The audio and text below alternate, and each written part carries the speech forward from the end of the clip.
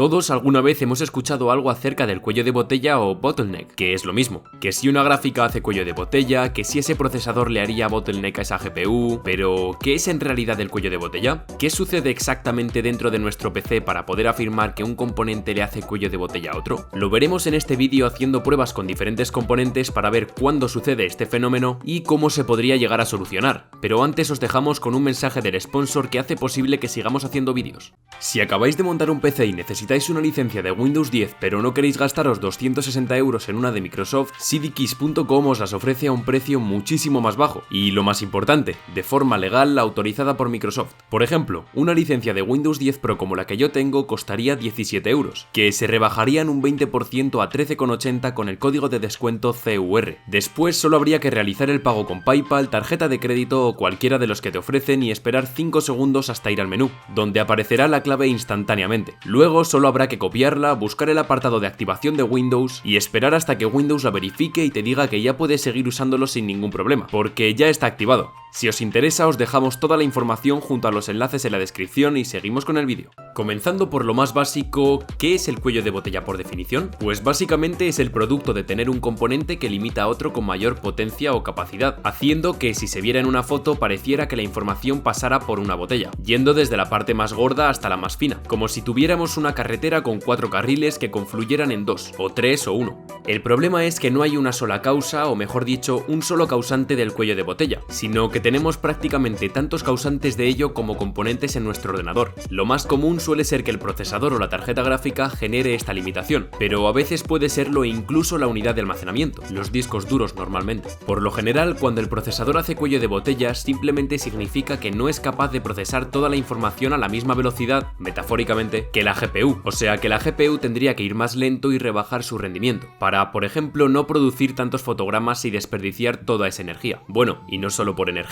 sino porque no podría generar más imágenes. Si pasase al revés, el procesador tendría un cierto porcentaje de desuso, mientras que la tarjeta gráfica estaría trabajando a su máximo, dándolo todo para poder conseguir la mayor cantidad de FPS posibles, pero sin poder sacarle todo el provecho al procesador, generándose esa misma imagen de cuello de botella. Para poder ver mejor este tipo de problemas, vamos a hacer un par de comparaciones con el PC de Gonzalo, que cuenta con un i9 9900K y una 2060 Super en diferentes juegos, comenzando por Rocket League, que hemos escogido más que nada porque tira relativamente mejor de GPU que Fortnite y se podría apreciar mejor lo que pasaba. Con la RTX 2060 Super casi al 100% obtenemos más o menos 300 FPS de media durante todo el partido, aun estándose usando solo una pequeña porción del procesador, que por cierto está trabajando a 4,7 GHz. O sea que la tarjeta gráfica está limitando claramente al procesador, pero por si no fuera suficientemente prueba, vamos a cambiar la gráfica por una un poco peor, la GTX 1050 de 2 GB que utilizamos en el vídeo de cómo conseguir más FPS. Una gráfica bastante normalita que permite jugar a prácticamente cualquier juego, algunos con mejores gráficos que otros, pero que no destaca en ningún aspecto en particular. En un ordenador con un procesador octa-core de 8 núcleos obviamente va a llegar al 100% de su uso, pero qué mejor que probarlo directamente. Teniendo la misma situación que antes, con la misma configuración gráfica y resolución, ahora solo alcanzamos los 140 FPS de máxima y nos quedamos en una media de 120. La tarjeta gráfica está al 100% de su uso, con prácticamente casi toda su memoria VRAM utilizada y no es capaz de dar muchos más FPS de los que estáis viendo.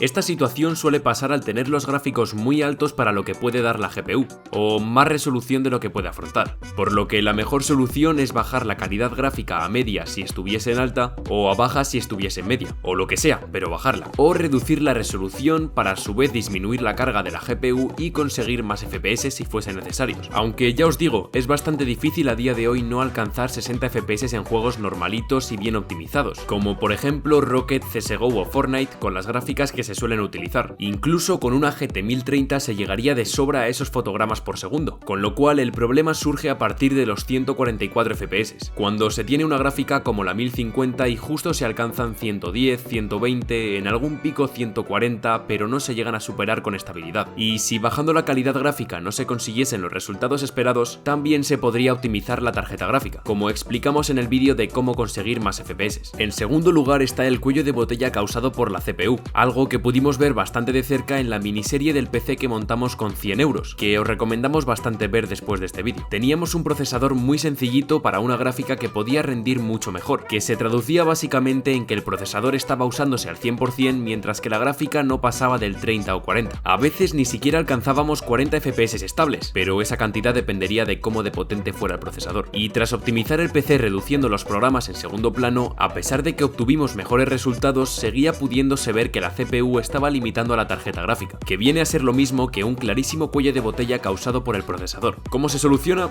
Pues en este caso es un poco más difícil. En primer lugar, se podría optimizar el ordenador reduciendo la carga de la CPU en otro tipo de programas mientras que jugamos, o mientras que desempeñamos cualquier otro tipo de tarea. Pero a veces eso no es suficiente, y simplemente hace falta mejorar el ordenador, gastándose dinero y comprando un procesador un poco mejor, o haciéndole overclock si no estuviese ya hecho. Pero bueno, el caso es que habría que hacer que el procesador estuviese usándose menos y o que fuera más rápido. El cómo hacerlo ya lo tenéis explicado en otro vídeo. Así que pasamos con el tercer tipo de cuello de botella más conocido, el causado por la memoria RAM. Cuando tenemos poca cantidad de memoria RAM o módulos que trabajan a baja frecuencia, se genera también un cierto retraso a la hora de realizar tareas, como demostramos en el vídeo de ¿cuánta RAM necesito?, donde pudimos ver que con 4 GB de RAM en Fortnite había muchos tirones, y no hagáis caso a donde pone mem en color verde, eso se refiere a la GPU. Estos tirones eran lógicos teniendo en cuenta que se estaba utilizando toda la memoria RAM, cosa que podía ser bastante peor en juegos que requirieran más memoria, pero no eran buenos ni para la RAM ni para el resto del ordenador. Por suerte, la solución es bastante sencilla,